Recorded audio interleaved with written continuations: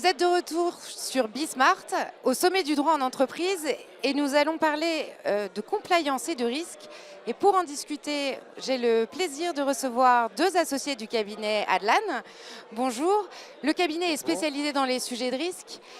J'aimerais vous poser une question toute bête pour commencer, peut-être à vous, Hassan Benhamadi.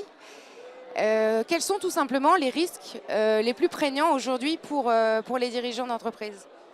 Merci Mathilde. Écoutez, je vais peut-être prêcher pour ma paroisse, mais pour moi c'est clairement la responsabilité civile et pénale environnementale pour les entreprises et pour les dirigeants.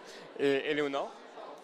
Alors de mon côté, c'est davantage le risque cyber, parce qu'effectivement, ça a la croisée de beaucoup de droits. Donc on va avoir le droit de la responsabilité civile, contractuelle, du droit de la cyberassurance, du droit des nouvelles technologies avec le RGPD, toutes ces compliance et conformités.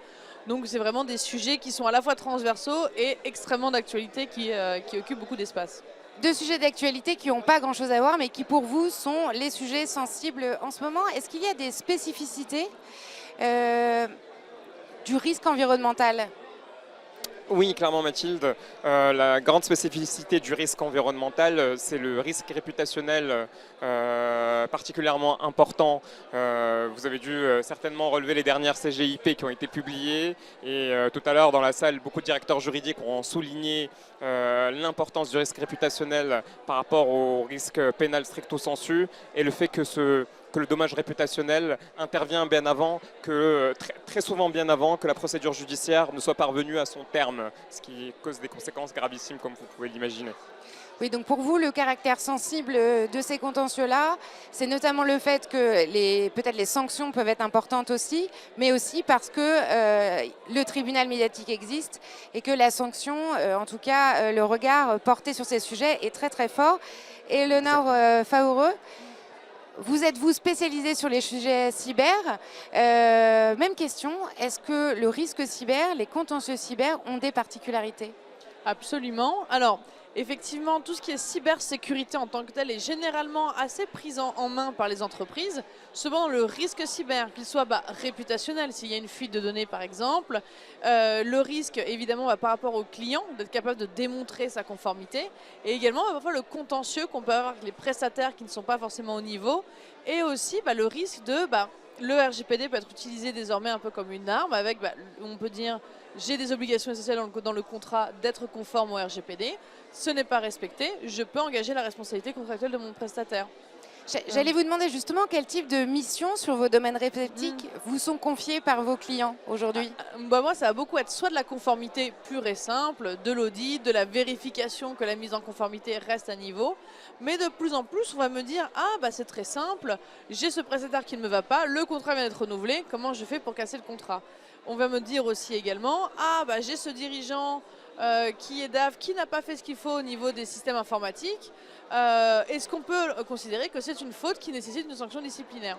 Et on peut également dire, en termes de concurrence déloyale, mon concurrent ne respecte pas le RGPD, est-ce que je peux l'utiliser pour faire une action concurrence déloyale contre lui? Donc il y a vraiment beaucoup de sujets très transverses qui touchent à la conformité. Aujourd'hui, ce qu'on peut dire, c'est que c'est lié à la réglementation d'abord, mais c'est devenu un outil juridique, voire une arme juridique dans les relations commerciales, dans les relations entre salariés et employeurs. C'est devenu aussi presque une arme ou...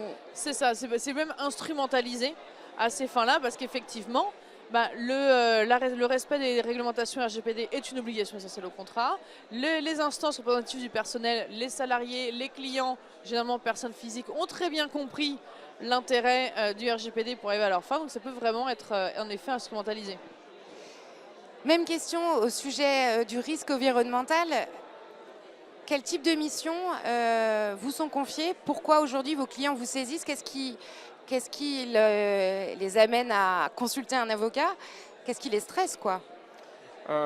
Écoutez Mathilde, très bonne question.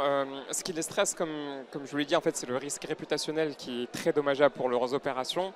Et ils nous saisissent en fait dans des affaires contentieuses suite à des assignations, mais également en matière pénale environnementale suite à des convocations par des autorités telles que l'OFB, ou des officiers de police judiciaire de manière plus classique. Et c'est généralement des contentieux, des contentieux et des procédures qui s'engagent dans l'urgence, où il faut être sur le qui-vive et travailler avec des professionnels de la communication de crise et la communication judiciaire dès le début, afin de limiter au maximum les dégâts et, comme vous l'avez très bien dit, l'importance du tribunal médiatique. Voilà. Merci beaucoup pour ces précisions. On voit bien que le risque est un enjeu conséquent pour les entreprises aujourd'hui. Et je retiens donc que les points de vigilance à avoir sont la cybersécurité d'une part et le risque environnemental. Merci beaucoup. Merci à vous, Mathilde. Vous êtes sur Be Smart for Change et nous sommes au sommet du droit en entreprise.